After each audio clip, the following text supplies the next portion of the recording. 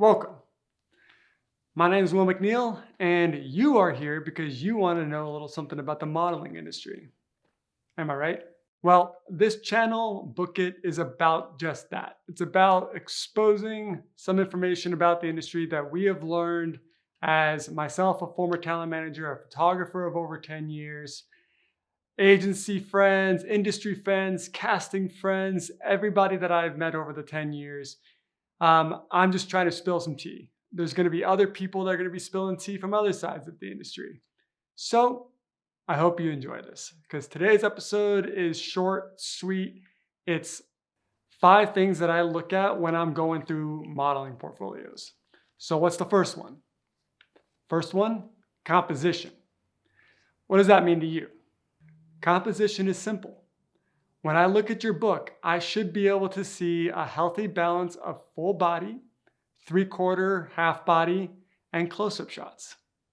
If I don't get any close-up shots in your portfolio, I'm thinking, what's wrong with their face? How come I can't see it up close? And if they don't have any full body shots, I'm thinking, hey, maybe they can't pose. Maybe they don't know how to pose their full body and they can't get good pictures of them full body for that reason. You want to have a healthy balance of composition in your book. Again, close up, medium, and far away. And I don't mean far away where you look little and the picture is huge. I just mean full body. Your portfolio generally shouldn't have so much negative space. You want it to be all about you. You should fill the frame, whether that's full body, half body, or close up. So that's the first one, composition. Second one, face shot. Do you have that front of comp card face shot that's going to be your statement piece, your headshot? It doesn't have to be like a commercial or acting headshot. I'm talking about something that is striking, something that makes me think, wow, pulls me in. It'll make a casting director think, I got to see this person, or I remember this person because this shot is incredible. You should be working on trying to find a creative shot or just a very clean, beautiful shot that is of your face shot, your front of comp card image. Keep working on that. You don't have to have it, but I need to be able to know that you are working and trying to get that. So as a talent manager, I'm thinking, do we have a lot of work to go to get that? Or do they understand the idea and we just need to get them set up with maybe a different photographer or maybe a different concept to help them out that fits maybe our aesthetic or maybe fits you as a talent better? Third one, genre. What kind of model are you?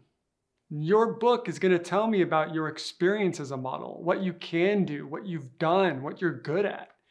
Are you a one genre, one trick pony? Like you do incredible beauty work and that is your bread and butter and you are just fantastic, close up because you got striking features and you know how to do those? If that's you, great. Otherwise, do you have a healthy variety of the different types of genre that you could be working in as a talent yourself? Like, do you have fitness images? Do you have lifestyle images, fashion images, studio images, outdoor images? If you are not a one-trick pony, then you have abilities to make money and book work in a variety of different genres. Ideally, your portfolio should reflect that. And furthermore, if you're showing this to an agency, does your genre, your portfolio, your genre, does it fit the genre of the agency you're meeting with? If that agency is all high fashion and everything you have is lifestyle and beauty, that may not work for them. So maybe that means you need to change some of your images, or maybe that means you need to change the agencies that you're approaching. Makeup and styling. Now, do you want to work and be a model, or do you really enjoy just playing dress up? Because your portfolio should be about what gets you booked and paid and on set. It's not about the crazy creative opportunities that you could have, working with different stylists and working with amazing makeup artists that can paint your face really well. It's really about showcasing you as a person as best as you can and sometimes as simply as you can. There's always room for creativity in a portfolio, but a majority of your portfolio, in my opinion, should really be you, bare knuckles. I should see your face. I don't want to see it hidden behind, all kinds of colored eyeshadow or hair dye and wigs. I want to see you for you. Clients want to see how you look because they don't want to have to worry about what you actually look like because they can't tell from your portfolio. They should be able to tell pretty confidently if they booked you on set that you could come in, you can create images just like you just did right there, but in their clothes. Make it simple for them. And truth be told, sometimes the simple things are the hardest things to shoot. Sometimes it's really easy to get dressed up in a crazy gown and in crazy clothes and crazy makeup and flail and have your dress flow in the wind and do all that. Sometimes that's a lot easier than just being in jeans and a tank top and saying, this is me, photograph me, these pictures are me. Be prepared for that. And last, time frame. I can confidently tell you that when I'm looking through a portfolio, I can tell when one image sticks out because it was taken years ago, early on. It was clearly an image that you loved of yourself, but it no longer represents you. If you're, say, a mature model in your 40s or 50s, this is an image that is from your 20s. It doesn't work for us anymore. It doesn't work for clients because that's not what you look like anymore. If you're younger, maybe it's one of the first images that you took and you love it. Maybe it's from you as a teenager, but now you're in your mid-20s. And I can tell that that's just not how your face is anymore. Your skin changes, your hair changes, your structure changes. Make sure that you are cycling out old pictures and you are regularly updating to add new pictures. All right, I've got one more for you. A bonus item, it just came to me. But it should be your balance of test shoot images and tear sheets. I don't want to see an entire portfolio of just tear sheets.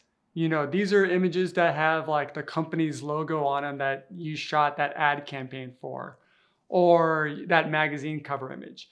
That's beautiful. It's great. You should definitely have that in your book because it shows that you work and it shows that you have clients that love you and that you can work with. That should probably be about 20% of your book, to be completely honest. 80% of your book should be test shoot images, non-branded images. That tells me that you are testing and regularly updating your book because you care about, creating, and your job as a model. You like to be in front of the camera. But agents are also going to need non-branded images in order to submit you to clients with. That's one more thing to think about. But at the end of the day, when you're talking about building a modeling portfolio, picking the right images can sometimes be the hardest thing in the world. I know that. I'm a photographer. Sometimes it's the hardest thing in the world for me to choose which images make the cut and some that get cut. But hopefully with this list, you could start to narrow down why some images should be making it into your portfolio and why some images can go out. Like, you don't need to have 3 images of the same crop from the same shoot. Maybe that means picking that full body image that you don't like quite as much as that half body image, but you don't need 2 half body images next to each other. So pick the full body to complement the half body. Pick that close-up shot to complement that full body shot, and it makes your portfolio look a lot better. Sometimes not every one of your favorite images is going to make it into your book, and that's okay. But your book should be a really good representation of you as a whole, of your whole persona as a model. But use this as a guide, and I hope it helps you. I hope it gives you some clarity into what we look for in a portfolio. And getting your portfolio right is going to be an ever-tweaking process, but you'll get there.